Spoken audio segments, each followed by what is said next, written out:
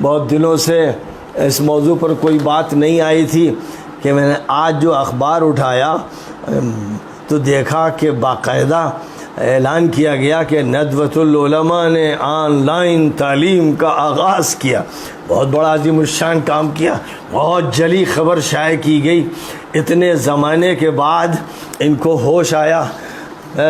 جس بات کو میں زمانے سے سالوں سے کہہ رہا ہوں اور اس پر عمل کر رہا ہوں، اور ندوۃ العلماء کے اندر ہی اس کے سلسلے کو سالوں سے میں نے قائم کر رکھا، اس کو سمجھنے میں اتنی دیر لگی، اور ابھی بھی جب سمجھا تو اس سمجھے کا سمجھنے کا اعتبار کہاں۔ میں تمام لوگوں سے کہتا ہوں کہ ندوے سے جو فتاویٰ کی کتاب شائع ہوئی ہے ذرا اس میں دیکھ لیجئے کہ اس میں تصویر کو حرام قرار دیا گیا ہے، چاہے وہ ہاتھ سے بنائی ہوئی ہو، چاہے کیمرے سے لی گئی ہو، چاہے وہ ٹی وی کی اسکرین پر آنے والی ہو، چاہے وہ موبائل کی تصویر ہو، کسی شکل میں ہو اور کسی آلے سے تیار کی جائے تصویر حرام۔ دیوبند کا یہی فتویٰ ہے، ندوے کا یہی فتویٰ ہے، تمام مدارس کا یہی فتویٰ ہے۔ جب یہ فتویٰ ہے جس چیز کو آپ حرام قرار دیتے ہو، اب اسی کے ذریعے سے، اسی حرام کے ذریعے قرآن پڑھاؤ گے، حدیث پڑھاؤ گے، کیسے پڑھاؤ گے، جائز کیسے ہوگا؟ وہ فتویٰ دکھاؤ،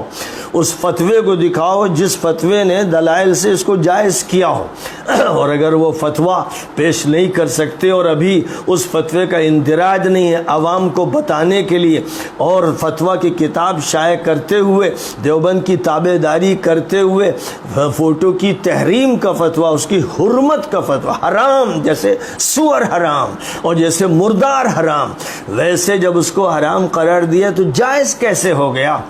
کیا حکومت کی وجہ سے جائز ہو گیا؟ کیا کورونا کی وجہ سے جائز ہو گیا؟ کیا کسی نئے اجتہاد کی وجہ سے جائز ہو گیا؟ کس نے جائز کیا؟ کیسے جائز کیا؟ کیا دلائل ہے؟ پہلے ان کو پیش کیا جائے۔ یہ تو ایک بات میں نے اس لیے کہہ دی کہ جو موقف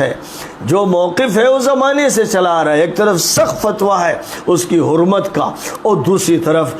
ایسا توسع ہے اور ایسی دلچسپیاں ہیں کہ اب لگتا ہے کہ بس ہمارے یہ مدرسے قائم ہی ہوئے تھے اسی فوٹو بازی کے لیے، اور اسی لیے کہ اب یہ آن لائن کے نام پر موبائل رکھیں اور موبائل میں پھر صبح شام فلمیں دیکھتے رہیں اور یا تصویریں دیکھتے رہیں، اور مولویوں کے لیے سینما جائز ہو جائے، کیونکہ ظاہر ہے کہ تھوڑی دیر کے لیے ہو سکتا ہے کہ اس میں کوئی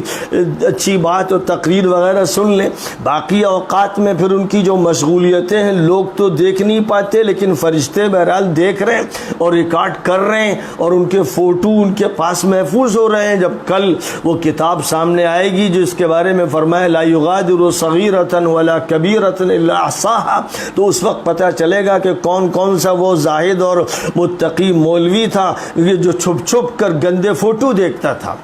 یہ سب تو اللہ کے حوالے، لیکن میرا یہ کہنا ہے، اب طلباء ندوہ سے یہ کہنا ہے جن کو زبردست شکایتیں ہیں متعدد اساتذہ سے، اور وہ انہوں نے مولانا رابع صاحب کی خدمت میں پیش کی تھی، اور انہوں نے وعدہ کیا تھا کہ وہ ان پر غور فرمائیں گے، لیکن کوئی غور نہیں ہوا۔ پھر انتظار تھا کہ شورا کی میٹنگ میں ان کو پیش کیا جائے گا، تو آج تک وہ میٹنگ منعقد نہیں ہوئی۔ اب میں طلباء سے یہ کہوں گا کہ بڑا اچھا موقع ہے، کیونکہ اب تو جو استاد بھی آئے گا وہ سب کو دکھے گا، اور طلباء کو چاہیے کہ ان کے فوٹو بھی لیں، ان کا درس ریکارڈ کریں، اور اب یہ چیک ہو کہ جو سال بھر میں چند صفحے پڑھاتے تھے اور دوڑاتے تھے اور رٹاتے تھے، اور جن سے طلباء شاکی تھے، کیونکہ ظاہر ہے کہ مدرسوں میں طلباء اپنے انتخاب سے استاد سے نہیں پڑھتے، اپنے شوق سے، بلکہ مسلط کیے جاتے ہیں استاد جو ان کے لیے عذاب ہوتے ہیں، اور جو ان کے سر کی گھٹائی کر کر کے نائی بنتے ہیں، اور جو سیکھتے ہیں طلباء پر مشقیں کرتے ہیں، وہ سیکھتے ہیں، لیکن وہ اپنے کمروں میں جو چاہتے تھے پڑھا دیتے تھے، کوئی دیکھتا نہیں تھا۔ اب وہ آن لائن آئیں گے، اور جب وہ آن لائن آئیں گے تو ساری قوم کے سامنے ہوں گے، اس لیے اب یہ بھی دیکھنا ہے کہ کون حاضری دیتا ہے کون نہیں، کوئی گھنٹہ کون پورا پڑھاتا ہے کون پورا نہیں پڑھاتا ہے، اور اس کے بعد کون سبق پڑھاتا ہے کون نہیں پڑھاتا، کون ادھر ادھر کی باتیں کرتا ہے، کون ہے بڑا بڑا فلسفی جو کبھی ندوے کے بارے میں سمجھاتا ہے اور کبھی کسی اور موضوع کے بارے میں، کبھی اپنے سفروں کی کہانیاں سناتا ہے۔ وہ کون لوگ ہیں جو تماشے کرتے ہیں اور طلبہ کے ساتھ جو خیانت کرتے ہیں؟ تو ان کا پتہ درجوں میں اس طرح نہیں چل پا رہا تھا۔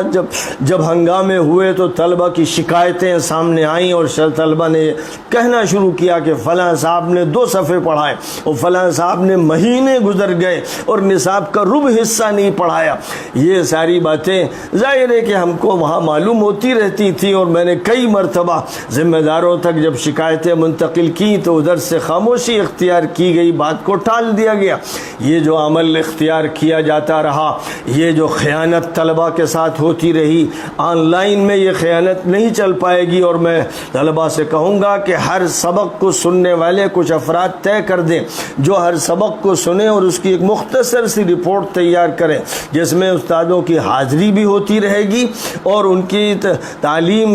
کا جو کچھ بیانیہ ہے وہ سامنے آتا رہے گا۔ اس طرح روزانہ ندوے کی ایک ڈائری شائع ہوتی رہے گی، ایک یوں سمجھیے کہ صاحب ایک رپورٹ شائع ہوتی رہے گی، جس سے یہ معلوم ہوتا جائے گا کہ کتنے استادوں نے حاضری دی اور کتنی دیر پڑھایا اور کیا پڑھایا۔ یہ اب بہت اچھا موقع ہے، اس لیے میں طلباء سے یہ کہوں گا، خاص طور پر وہ طلباء جنہوں نے شکایتیں کی تھیں اور جنہوں نے ان کی اشاعت کی تھی اور مطالبے کیے تھے، کہ وہ چوکنا رہیں اور وہ روزانہ کے اسباق کو چیک کریں۔ ناظم صاحب کے بھی سبق کا تذکرہ کیا گیا، لیکن صرف محترم صاحب سبق پڑھاتے ہوئے اخبار میں نظر آ رہے ہیں، بہت مبارک، اللہ تعالیٰ اس موقع کو جاری و ساری رکھے۔ لیکن محترم رابع صاحب سے تو درخواست یہی ہے کہ میری طرح ریٹائرڈ ہو جائے۔ مولانا سید الرحمان صاحب تو ماشاءاللہ صبح سے شام تک حاضری دیتے ہیں اور رمضان سے آج تک 5 وقتہ نمازوں میں بھی مسجد کو آباد کرتے رہے، ٹھیک ہے بھائی، لیکن جو صورتحال اخبار کی خبروں کے لیے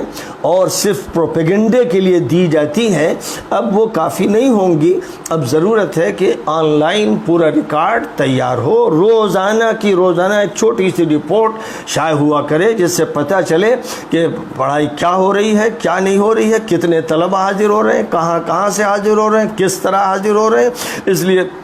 طلباء سے میں یہ کہوں گا کہ وہ اپنی ذمہ داری کو پورا کرتے ہوئے اور امانت کا خیال رکھتے ہوئے، اور جو مطالبے انہوں نے کر رکھے تھے جو ابھی تک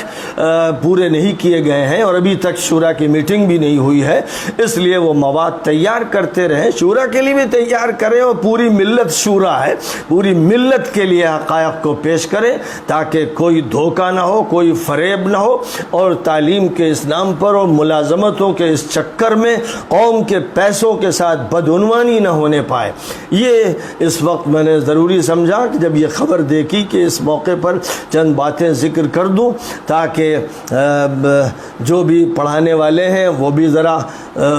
ہوش میں رہیں اور ان کو بھی یہ معلوم ہو کہ یہ بند کمرے میں پڑھائی اب نہیں ہو رہی ہے، بلکہ اب یہ پڑھائی سب کی نگاہوں سے گزرے گی، سب کے کانوں میں جائے گی اور اس کو چیک کیا جائے گا، اور اس کے بعد اس کی رپورٹ تیار کی جائے گی، دیکھا جائے گا کہ کیا عمل کیا جا رہا ہے۔ وآخر دعوانا ان الحمد للہ رب العالمین۔